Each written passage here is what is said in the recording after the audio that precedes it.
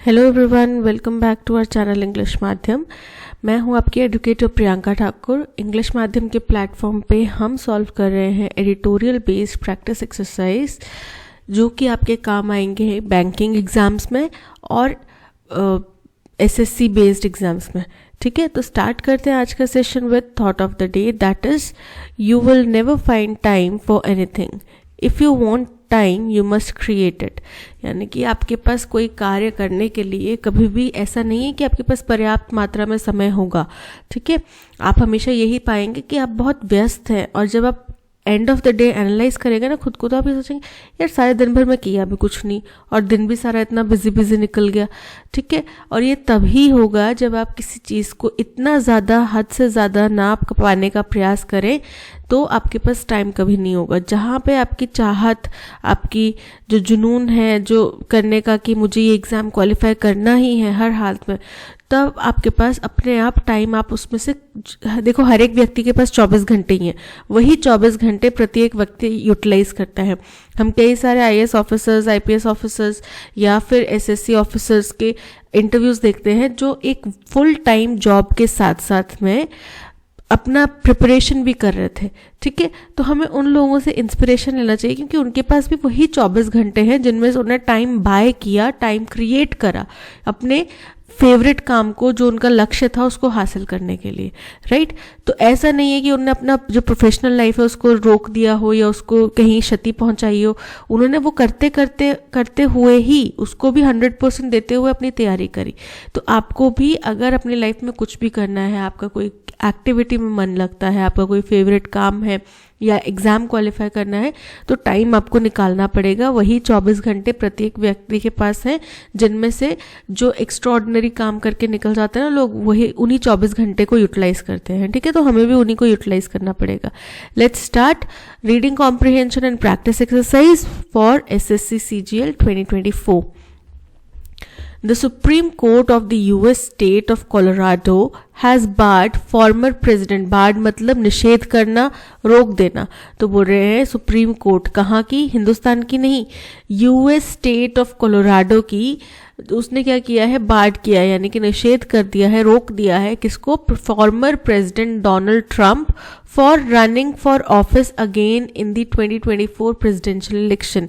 किसको निषेध कर दिया है? जो इससे पहले फॉर्मर, यानी कि जो पिछली बार के प्राइम मिनिस्टर प्रेसिडेंट रहे हैं डोनाल्ड ट्रंप, उनको रोक दिया है, निषेध कर दिया है कि वो ऑफिस में running in for the office, मतलब इलेक्शंस में नहीं खड़े हो सकते, वोटिंग के लिए नहीं खड़े हो सकते। किसके इलेक्शन?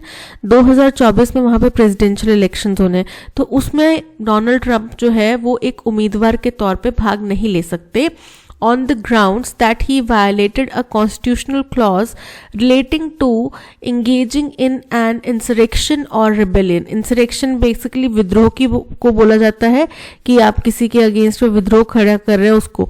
ठीक है, और violate मतलब उल्लंघन करना। तो बोल रहे हैं, और क्यों इनको बाधित किया गया है, क्यों इनको निषेध किया गया है?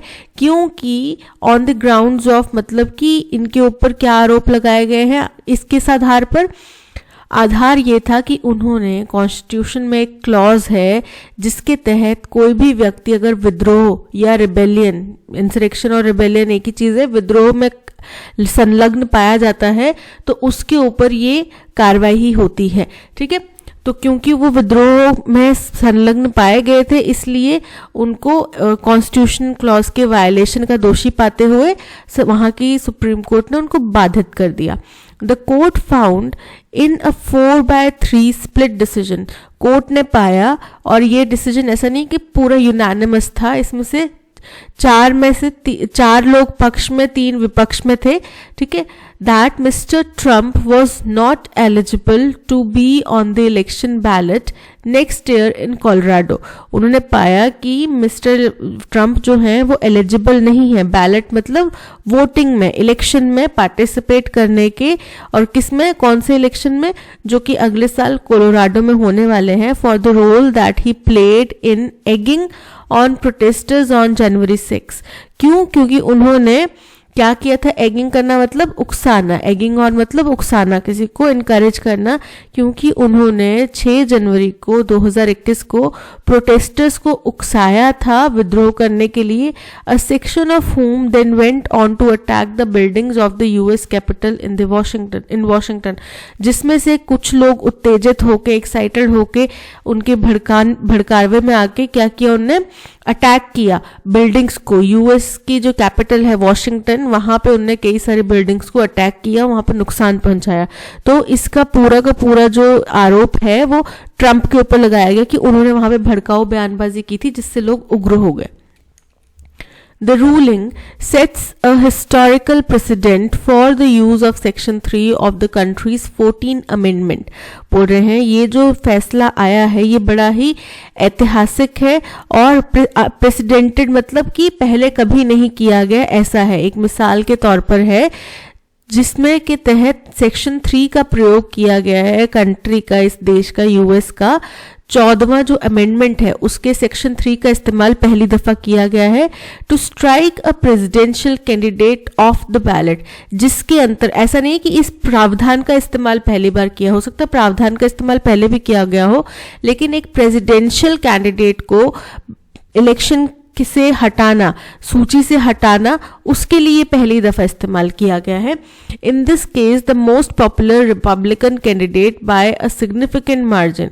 और इस केस में जो अभी घटना हुई है, इस केस में जो डोनाल्ड ट्रंप है वो सबसे प्रसिद्ध रिपब्लिकन कैंडिडेट है, थोड़े बहुत मात्रा से, मतलब काफी मात्रा से, थोड़े बहुत नहीं काफी मात्रा, सिग्निफिकेंट मतलब काफी मात्रा से, वो बहुत, मतलब इनके बाद जो दूसरा मोस्ट पॉपुलर रिपब्लिकन है उसमें और इनमें काफी वोटों का अंतर है. And seen as highly likely to win the election, और ऐसा माना जा रहा था कि इनके बहुत ज्यादा चांसेस थे ये इलेक्शंस जीतने के. Under the section the insurrection clause, any person engaging in insurrection और रिबेलियन अगेंस्ट द यूएस, बोल रहे हैं इसमें जो ये सेक्शन है द इंसरेक्शन क्लॉज जिसकी बात की जा रही है, इसके तहत कोई भी व्यक्ति जो कि संलग्न पाया जाता है रिबेलियन कॉज में, किसके अगेंस्ट, यूएस कॉन्स्टिट्यूशन के against, shall not be permitted to run for public office including Congress, the military and federal and state offices. कोई भी व्यक्ति जो किसी भी विद्रोह की घटना में संलग्न पाया जाता है वो यूएस, किसके अगेंस्ट, यूएस कॉन्स्टिट्यूशन के अगेंस्ट, उसको इजाजत नहीं दी जाएगी, उसको परमिशन नहीं दी जाएगी कि वो कोई भी पब्लिक ऑफिस यानी कि कोई भी कार्यभार संभाल पाए, जिसमें कि कांग्रेस भी शामिल है, मिलिट्री का भी कोई कार्यभार शामिल है, फेडरल और स्टेट ऑफिस भी शामिल है. The 14th amendment which was ratified, जिसको मंजूरी दी गई कब, इन 1868 में इसको स्वीकृति दी गई थी, was establish in part to disallow former confederates from entering Congress and grabbing power from a government. बोल रहे हैं कि इस प्रावधान में, इसमें 14वां अमेंडमेंट है वो 1868 में यहाँ पे मंजूरी दी गई थी. और क्यों किया गया था, वॉज एस्टैब्लिश, क्योंकि आंशिक रूप से ये डिसअलाउ करता था, यानी कि मनाही देता था किसको, फॉर्मर कॉन्फेडरेट्स जो थे, कॉन्फेडरेट्स मतलब सहयोगी, जो एलाय दोस्त थे, उनको कांग्रेस में जाने से रोकता था. And grabbing power from a government, और ये गवर्नमेंट से पावर लेता था, हथियाता था, that they had previously fought from a government that they had, और जो जिनकी पिछली सरकारें रही थी, जिनसे पहले वो लड़ चुके थे, उनसे ये सारी की सारी पावर्स हथिया लेता था. It is ironic that a similar post-Civil War logic might apply to Mr. Trump now.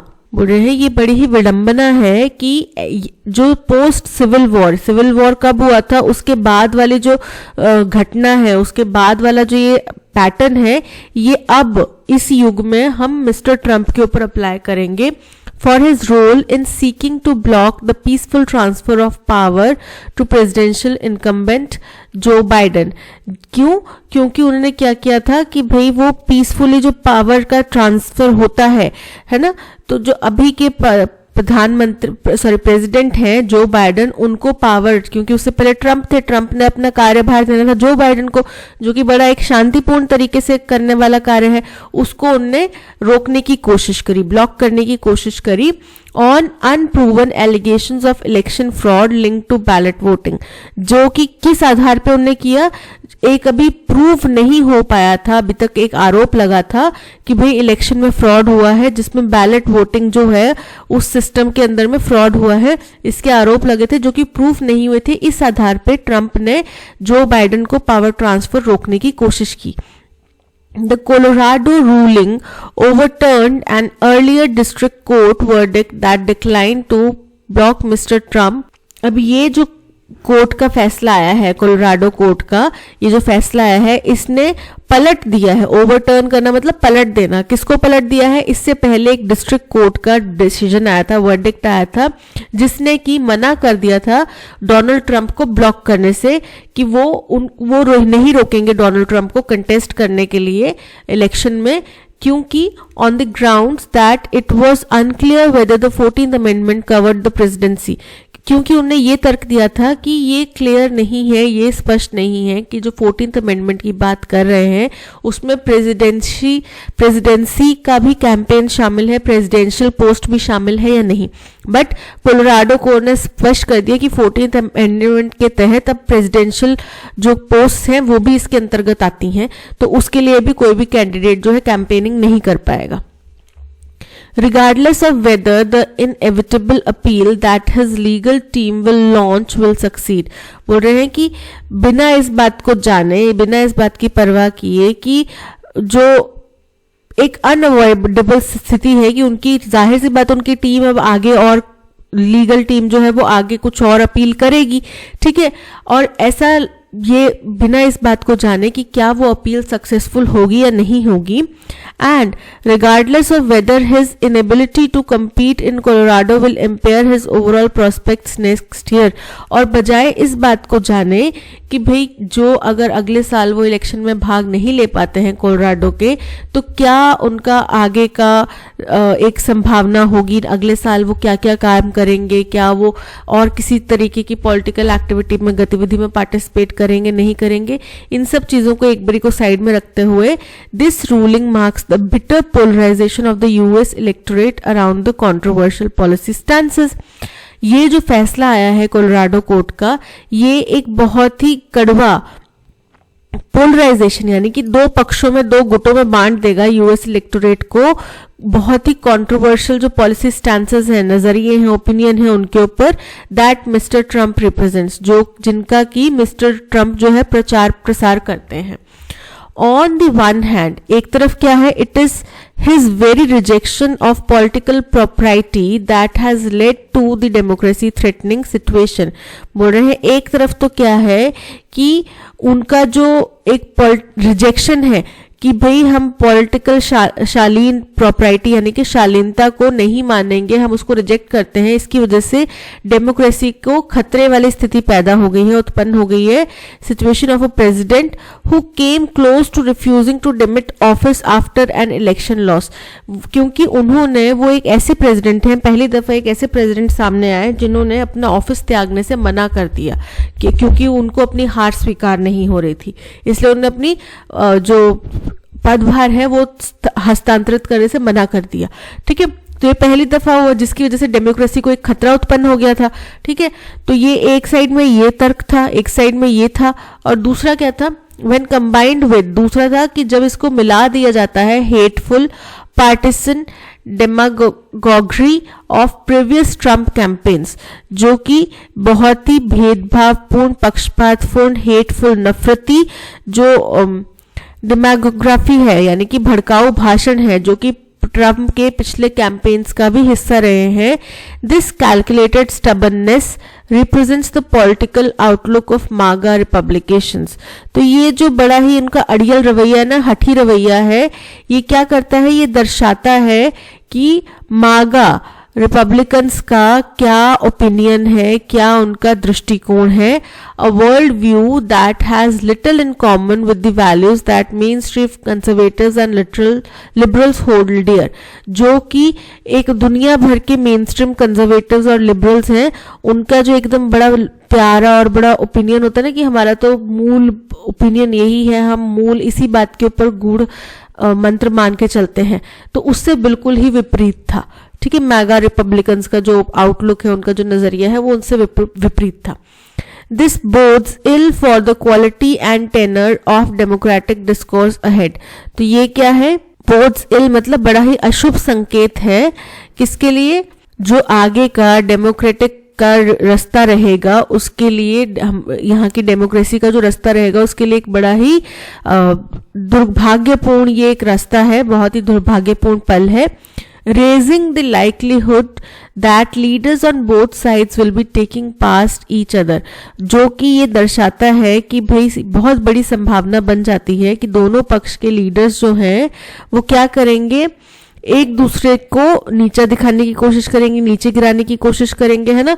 Instead of reaching out to build bridges for bipartisan cooperation, बजाय किसके कि एक दूसरे के संपर्क में आए, एक दूसरे से बातचीत करें और एक द्विदलीय यानी कि दोनों पक्षों की सहमति से होने वाले कुछ फैसले करें जिससे कि देश का उत्थान हो, देश आगे बढ़े। तो उसकी बजाय ये क्या कर रहे हैं, एक दूसरे को नीचा दिखाने की कोशिश कर रहे हैं। In short supply at current juncture, ठीक है, यानी कि जिसकी चीज की कमी होगी इस समय में, जो कि कोऑपरेशन की बहुत ज्यादा कमी है इस समय में, उसके ऊपर काम करने की बजाय ये क्या करेंगे, दोनों ही लीडर्स एक दूसरे को नीचा दिखाने की कोशिश करेंगे। तो ये था पैसेज। अब चलते हैं क्वेश्चन नंबर 1 की तरफ। आई होप आपको पैसेज क्लैरिटी मिल गई होगी। वो कैब आप पहले पढ़ना, जो कि आपको मिल जाएगी टेलीग्राम चैनल पे, हमारी PDF अवेलेबल है, उस पर आपको मिल जाएगी वो कैब, ठीक है। तो स्टार्ट करते हैं क्वेश्चन नंबर 1 से। Based on the passage we can infer that the author would be most supportive of which of the following statement, की ऑथर इनमें से कौन सी स्टेटमेंट को सपोर्ट देता। The Supreme Court's decision reflects a necessary enforcement of constitutional provisions to maintain political integrity। बिल्कुल correct है ये स्टेटमेंट को। उन्होंने बोला कि हाँ, वो डिसीजन उनका ऐसा लग रहा है कि संविधान को बचाने के लिए बहुत ज्यादा जरूरी था। According to the passage, all of the following are true about the Supreme Court of the US state of Colorado's ruling except that कि इनमें से सारी बातें सत्य हैं एक बात को छोड़ के। वो एक बात कौन सी है? It barred Donald Trump for running in the 2024 presidential elections in Colorado। ये तो करेक्ट है। The ruling was based on Trump's alleged involvement in an insurrection or rebellion। ये भी करेक्ट है, इसी बेसिस पे आया ना ये फैसला। The decision overturned a previous district court verdict that allowed Trump to contest। ये भी करेक्ट है। The ruling implies that Trump's policies align well with the mainstream conservative and liberal values। Incorrect है, बोला ना कि ट्रंप का जो विचार है, उनकी जो ओपिनियन है, वो मेन स्ट्रीम कंजर्वेटिव से और लिबरल वैल्यूज से बहुत ही विपरीत है, कॉन्ट्राडिक्टरी है, ठीक है। तो ये स्टेटमेंट इनकरेक्ट है, इसलिए option D is correct. Which of the following statements, if false, best supports the arguments in the passage about the impact of Colorado Supreme Court ruling on Donald Trump? बोल रहे हैं कि इनमें से कौन सी स्टेटमेंट है जो अगर गलत है तो बिल्कुल सही है, बिल्कुल सपोर्ट करती है जो कोलोराडो सुप्रीम कोर्ट का फैसला आया है डोनाल्ड ट्रंप के विपरीत में।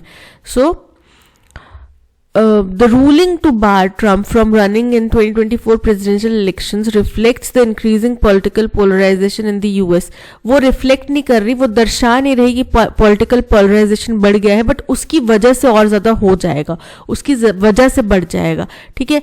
वो कारण नहीं है, मतलब वो पॉलिटिकल पोलराइजेशन की वजह से नहीं हुआ है, ये फैसला जो आया है ये पॉलिटिकल पोलराइजेशन की वजह से नहीं आया है, लेकिन इस फैसले की वजह से पॉलिटिकल पोलराइजेशन बढ़ जाएगा, ठीक है।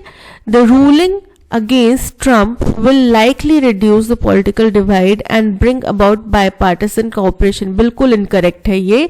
The Supreme Court's decision is based on Trump's role in the January 6, 2021 Capitol attack. बिल्कुल करेक्ट है ये भी।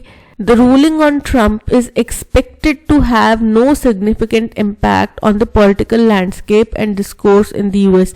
Incorrect है ये, इस रूलिंग का बहुत बड़ा प्रभाव पड़ेगा, ठीक है। तो यहाँ पे ऑप्शन बी जो है वो करेक्ट है कि इससे बायपार्टिसन कोऑपरेशन नहीं बढ़ता, ठीक है। तो अगर ये स्टेटमेंट गलत होती कि अगर मान लो कि ये जो रूलिंग है इससे पॉलिटिकल डिवाइड कम नहीं होता और बायपार्टिसन कोऑपरेशन नहीं आता, तो ये सपोर्ट करती स्टेटमेंट को, सपोर्ट करती इस फैसले को, ठीक है। बट क्योंकि ये चीजें हो रही हैं, इससे बढ़ रहा है पॉलिटिकल डिवाइड बढ़ेगा, तो इसलिए ये सपोर्ट नहीं करती। So option B is correct.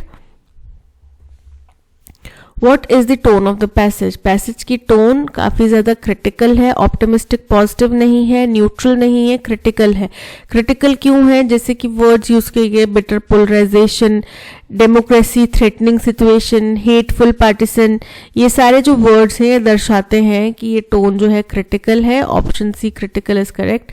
Satirical नहीं है, सेटायर नहीं मार रहे हैं, ठीक है। So option C critical is correct. What is the main theme of the passage? The importance of constitutional laws in the US. Possibility है, हो सकता है, बट यहाँ पे बेसिकली कॉन्स्टिट्यूशनल लॉ के ऊपर नहीं चर्चा है। यूएस इलेक्टोरेट किस तरीके से बट रहा है, विभाजित हो रहा है, उसके बारे में चर्चा है। The impact of Donald Trump on the US politics, incorrect है। The role of Supreme Court in election matters, the polarization of the US electorate, option D is correct. अब हमें यहाँ पे वन वर्ड सब्स्टिट्यूट करना है। A family of young animals, बिल्कुल युवा animals का एक ग्रुप होता है, उसका परिवार होता है, उसको क्या बोला जाता है? नेस्ट। नेस्ट बेसिकली वो जगह होती है जहां पे पक्षी अपना घोंसला, अपना घर बनाते हैं, उस घर को बेसिकली बोला जाता है नेस्ट, घोंसले को। क्लच, क्लच अंडों का समूह होता है जो रेप्टाइल्स, बर्ड्स या दूसरे एम्फिबियंस जो हैं वो अंडे एक साथ ले करते ना एक टाइम में, 5-6 अंडे, या फिर जो एम्फिबियंस हैं उनके तो बहुत सारे लाखों में अंडे होते हैं, तो उसके झुंड को, समूह को बोला जाता है क्लच। ब्रूड, ब्रूड बेसिकली झुंड होता है एक परिवार का, एनिमल्स के एक परिवार का झुंड। ऑफस्प्रिंग यानी कि बच्चे, ठीक है। So option C brood is correct. Butterflies in the stomach, इसका मतलब होता है बहुत ज्यादा नर्वस होना। जब आप बहुत ज्यादा नर्वस होते पेट में बोलते हैं ना गुड़गुड़ हो रही है, डर के मारे गुड़गुड़ हो रही है, एग्जाम पता नहीं कैसा आएगा, वो गुड़गुड़ को ही इंग्लिश में बटरफ्लाइज इन द स्टमक बोला जाता है। Being excited, being nervous, option B is correct. It is one of the highly developed countries of the world.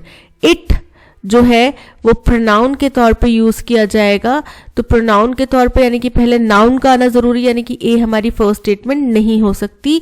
Option A में ए स्टेटमेंट फर्स्ट है, इनकरेक्ट है। बच गया सी और डी, तो बी मतलब यहाँ पे है ही नहीं ऑप्शन में कहीं पे भी फर्स्ट स्टेटमेंट, तो बी होगा भी नहीं। It stretches from Atlantic ocean in the east to the Pacific ocean in the west. ये जिस भी कंट्री की बात कर रहे हैं, डेवलप्ड कंट्रीज में से एक है, वो दुनिया की सबसे बड़ी डेवलप्ड कंट्रीज में से एक है, और ये ही कंट्री जो है वो अटलांटिक ओशन से लेके, ईस्ट में अटलांटिक ओशन से लेके वेस्ट में पैसिफिक ओशन तक स्थित है, ठीक है। अब आप समझ गए होंगे, अगर आपने जीके अच्छे से पढ़ी है, तो कौन से देश की बात की जा रही है, ठीक है। चलिए आगे पढ़ते हैं। The USA consist of 50 states including Alaska and हवाई। बोल रहे हैं यूएसए जो है ये 50 स्टेट्स इसके अंदर आते हैं, जिसमें अलास्का और हवाई भी शामिल है।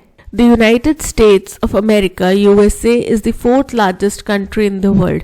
अब यहाँ पे पता चल गया USA शॉर्ट फॉर्म है, United States of America complete नाम है। फर्स्ट स्टेटमेंट क्या होगा जहां पे कंप्लीट नाम बताया जा रहा है, यानी कि ऑप्शन डी, तो ऑप्शन डी केवल डी में है, सो यानी कि हमारा ऑप्शन डी इज करेक्ट। अब चलिए अरेंज करते हैं इसको। The United states of America क्या है? दुनिया की चौथी सबसे बड़ी कंट्री है, ये हो गया फर्स्ट स्टेटमेंट। सेकंड स्टेटमेंट होएगा कि बड़ी है, फिर उसका डायमेंशन बता दिया कि अटलांटिक ओशन से लेके पैसिफिक ओशन तक फैली हुई है, ये हो गया सेकंड। थर्ड आ गया कि इसमें 50 स्टेट्स हैं जिसमें अलास्का और हवाई भी शामिल है, ये हो गया थर्ड। और फाइनल हो गया कि ये बहुत ही हाईली डेवलप्ड कंट्रीज है, दुनिया की सबसे बड़ी डेवलप्ड कंट्रीज में से एक है ये, ठीक है। तो ऑप्शन ए जो स्टेटमेंट ए है वो आ गया फाइनल स्टेटमेंट, यानी कि D B C A, D B C A, option D is correct. अब यहाँ पे हमें एक्टिव फॉर्म में स्टेटमेंट को लिखना है। द इंजर्ड, एक्टिव फॉर्म में जो बाय वाला टर्म होता है वो हट जाता है, पहले क्या आ जाता है? सब्जेक्ट आ जाएगा, फिर वर्ब आएगा, फिर हमारा ऑब्जेक्ट आएगा, यही होता है एक्टिव फॉर्म, ठीक है। चलिए देखते हैं। The injured were being removed to the hospital by the police. अब द पुलिस क्या है हमारे यहाँ पे? द पुलिस है हमारा सब्जेक्ट, किसको रिमूव कर रहे थे, वर बीइंग रिमूव्ड, ये क्या हमारा वर्ब है। किसको रिमूव कर रहे थे, ऑब्जेक्ट को। ऑब्जेक्ट क्या है, द इंजर्ड, ये हमारा क्या है, ऑब्जेक्ट। ठीक है, और कहाँ के लिए रिमूव कर रहे थे, टू दी हॉस्पिटल। सो सबसे पहले क्या आ जाएगा, सब्जेक्ट पहले, द पुलिस।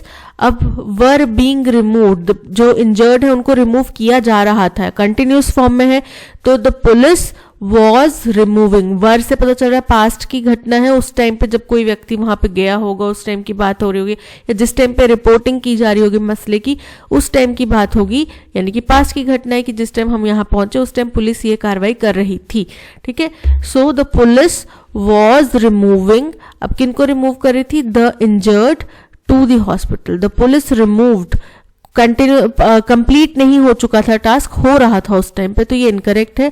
द इंजर्ड नहीं आएगा, द पुलिस आएगा, ये भी इनकरेक्ट है। The police was removing the injured to the hospital, option C is correct. Has been removing नहीं आएगा, so option C is correct. Drag मतलब घसीटना, इसका सिनोनिम बताना है। रश मतलब तेजी से जल्दी जल्दी भागना, जल्दबाजी में कुछ काम करना। पुल मतलब खींचना, घसीटना, ठीक है, खींचना बेसिकली। पुश मतलब धक्का देना, अपने से दूर धकेलना। पुल मतलब अपनी तरफ खींचना, और ड्रैग मतलब भी अपनी तरफ खींचना। रेस्ट मतलब कि थोड़ा आराम करने देना, तो यहां पे क्या होगा, ड्रैग का pull, option B is correct. We will rest for some time when we will reach the top. हम तब आराम करेंगे जब हम टॉप पे पहुंच जाएंगे। तो जब बात फ्यूचर टेंस की होती है तो अगर एक स्टेटमेंट है उसके साथ में उसका कुछ कारण या फिर उसकी कुछ सब स्टेटमेंट दिया गया है जिसको बोला जाता है सबऑर्डिनेट क्लॉज दिया गया है, तो उसमें वापस से वो फ्यूचर टेंस इस्तेमाल नहीं किया जा सकता। जैसे कि I will call you when I reach home, ठीक है, जब मैं वहां पे पहुंच जाऊंगा, अपने घर पहुंच जाऊंगा, तब मैं आपको कॉल करूंगा। ऐसे तो नहीं लिखते कि I will call you when I will reach home, ऐसे तो नहीं लिखते ना। तो we will rest for some time when we reach the top, when we will rest नहीं आएगा, व्हेन वी विल, तो यहाँ पे विल नहीं आएगा, when we, option B is correct. The national war memorial is dash to our armed forces. जो national war memorial है वो अपने हमारी आर्म्ड फोर्सेस को क्या है, समर्पित है, उनको वहां पे डेडिकेटेड किया गया है, उनको समर्पित किया गया है। इंस्क्रिप्ट मतलब कुछ राइटिंग, जैसे कि जो पत्थर होते हैं उसके ऊपर लिखा जाता है ना, दान करता या दिनांक इतनी इतनी, तो वो क्या है, इंस्क्रिप्ट। डेडिकेटेड मतलब समर्पित करना। ऑनर्ड मतलब कि सम्मानित करना, और डिवोटेड मतलब कि समर्पित रहना। ठीक है, जैसे बेसिकली हम अपने कार्य के प्रति समर्पित रहते हैं या अपने भगवान के प्रति समर्पित रहते हैं, वो डिवोटेड। बट यहाँ पे क्या होगा, डेडिकेटेड, वो आर्मी फौजियों के लिए, आर्म्ड फोर्सेस के लिए डेडिकेट किया गया है, उनको समर्पित किया गया है। रॉन्गली स्पेल्ड वर्ड हमें देखना है, रिमेम्बरेंस मतलब याद किसी चीज की। रेमिनिसेंट की स्पेलिंग इनकरेक्ट है। रेमिनिसेंट की स्पेलिंग क्या होता है,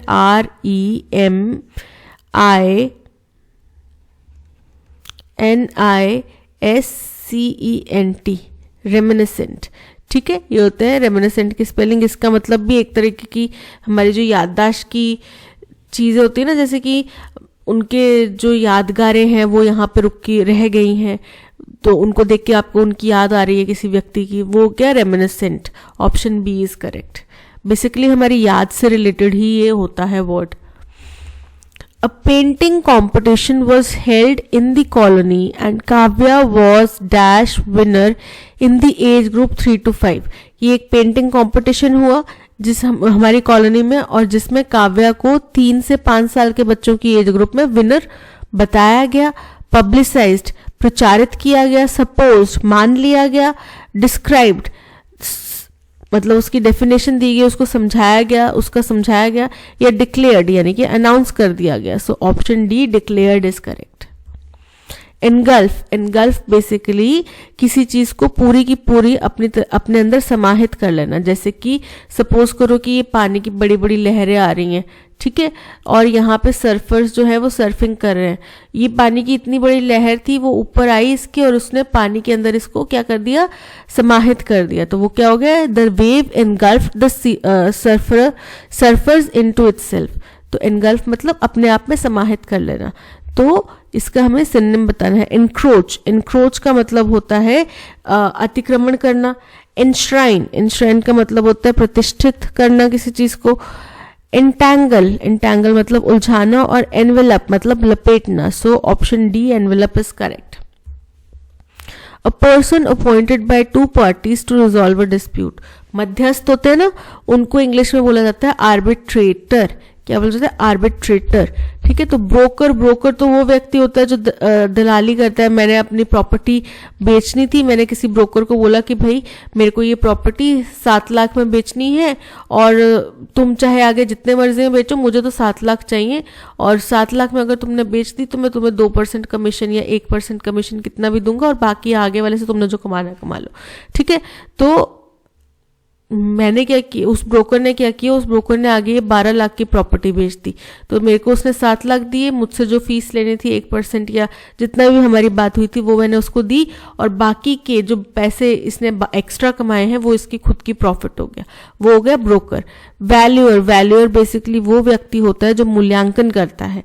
ऑडिटर, ऑडिटर वो व्यक्ति होता है जो लेखा मतलब कि हमारे रिटर्न रिकॉर्ड्स जो भी हैं, अकाउंट्स वगैरह, उनको जांच करता है, उसको बोल देता है ऑडिटर। और आर्बिट्रेटर यानी कि वो व्यक्ति जो 2 पार्टीज द्वारा अपॉइंट किया जाता है मध्यस्थ के रूप में। So option D arbitrator is correct. Out of the woods यानी कि खतरे से बाहर आ जाना। ठीक है, out of the woods into the blue ऐसा बोला जाता है ना, या फिर आसमान से अटके खजूर में टपके, तो वुड्स में से तो बाहर आ गए लेकिन किसी और परेशानी में चले गए। So no longer in trouble, option A is correct. अब यहाँ पे हमें जो अंडरलाइन स्टेटमेंट है इसमें अगर कोई इंप्रूवमेंट की जरूरत है तो बताना है। ठीक है, we had never seen so strong blizzard. Blizzard क्या होता है? बर्फीला तूफान। The wind speed was 130 kilometre per hour. तो हमने इतना भयानक बर्फीला तूफान कभी नहीं देखा। हवा की स्पीड जो है, हवा की जो गति है वो 130 किलोमीटर प्रति घंटा है। तो जब हम बात कर रहे हैं किसी चीज की कंपैरिजन में कि हमने इससे पहले ऐसा कुछ नहीं देखा, ठीक है, तो वो क्या होगा? सो की बजाय क्या आएगा? Such a strong blizzard. So strong the blizzard, such strong a blizzard, such a strong blizzard. So option C, such a strong blizzard is correct. gather मतलब इकट्ठा होना, तो इसका एंटोनिम क्या होगा? अलग अलग हो जाना, तितर बितर हो जाना। सो डिस्प्ले, डिस्प्ले मतलब दर्शाना, कुछ चीज प्रदर्शित करना। डिस्प्यूट मतलब विवाद खड़ा हो जाना। डिस्ट्रैक्ट मतलब ध्यान भटकना। और डिस्पर्स मतलब कि अलग अलग हो जाना, बोलते ना मार्च पास्ट या परेड या फिर असेंबली डिस्पर्स्ड। तो उसका मतलब क्या होता है कि अब आप अपनी अपनी क्लासेस में चले जाओ, और हम जब सुबह जाते हैं तो असेंबली के लिए गैदर होते हैं, फिर उसके बाद असेंबली डिस्पर्स कर दी जाती है। तो option D disperse is correct. Canada is 3 times the size of India. Canada India से 3 गुना बड़ा है साइज में। Dash its population is only about 26 million. तो यहाँ पे 2 कॉन्ट्राडिक्टरी स्टेटमेंट्स का आ रहा है। पहले बता रहे हैं कि कनाडा का साइज जो है इंडिया से बड़ा है, लेकिन जो उसकी पॉपुलेशन है वो केवल 26 मिलियन है, ओनली अबाउट 26 मिलियन। यानी कि पहले तो हमने उसके बारे में कुछ हाई अच्छी चीज बता दी कि वो हमसे बड़ा है, कंपैरिजन किया, फिर बताया कि पॉपुलेशन लेकिन बड़ी कम है उनकी। सो यहाँ पे दोनों चीजों को जोड़ने वाला कॉन्ट्राडिक्टरी कुछ चीज आएगी। The average dash of population is less than 3 persons पर स्क्वायर किलोमीटर। तो एवरेज क्या हो सकता है यहाँ पे? चलिए देखते हैं कि कोई उसकी वहां की जो पॉपुलेशन है उसका जो अगर हम एवरेज निकालते हैं तो प्रति व्यक्ति पर स्क्वायर किलोमीटर 3 व्यक्ति रहते हैं पर square kilometre. Dash in Canada, in Canada, dash Canada यानी कि in Canada. The distribution of population is highly dash. जो पॉपुलेशन का डिस्ट्रीब्यूशन है यानी कि फैलाव है वो बड़ा ही हाईली विचित्र हो सकता है, हाईली स्ट्रेंज हो सकता है, या फिर हाईली स्कैटर्ड हो सकता है। देखते हैं क्या होगा। Nearly 80% of the people dash in a narrow belt less than 300 kilometre wide along the southern border. लगभग 80% जो लोग हैं वो एक छोटी सी जगह 300 किलोमीटर चौड़ी एक छोटी सी बेल्ट है वहां पे रहते हैं सदर्न बॉर्डर के आसपास में। The rest of the country has a very sparse population due to excessive cold. और देश का जो बाकी बचा हिस्सा है वहाँ पे लोग बड़े ही थोड़ी मात्रा में रहते हैं, वो भी केवल इसलिए क्योंकि वहाँ पे वो जगह इनहैबिटेबल है, वहाँ पे बहुत ज़्यादा कोल्ड पड़ती है इसलिए। तो फर्स्ट है कि Canada is 3 times the size of India dash its population is only about 26 million. Because क्योंकि उनकी पॉपुलेशन केवल 26 मिलियन है इसलिए वो 3 गुना ज़्यादा बड़ा है, नहीं ना। हम यहाँ पे बड़ा तो उसके साइज के अकॉर्डिंग बोल रहे हैं, उसके डायमेंशन के अकॉर्डिंग बोल रहे हैं, लेकिन पॉपुलेशन यानी कि उसके लोग रहने वाले, अनटिल जब तक कि उसकी पॉपुलेशन 26 मिलियन नहीं होगी तब तक वो 3 गुना बड़ा रह गया, उसके बाद वो हमसे छोटा होने लग पड़ा, ऐसा तो नहीं हो सकता। सो इसलिए उनकी पॉपुलेशन 26 मिलियन है, क्योंकि वो हिंदुस्तान से 3 गुना ज़्यादा बड़ा है इसलिए उनकी पॉपुलेशन हिंदुस्तान से कम है। ये भी कोई लॉजिक नहीं बना। But its population is only 26 million. लेकिन हालांकि चाइना हमसे 3 गुना ज़्यादा बड़ा है लेकिन उसकी पॉपुलेशन केवल 26 मिलियन है, ठीक है। तो option D but is correct, क्योंकि ये इन दोनों कॉन्ट्राडिक्टरी स्टेटमेंट्स को जोड़ने में सक्सेसफुल हो रहा है। The average dash of population is less than 3 persons per square kilometer.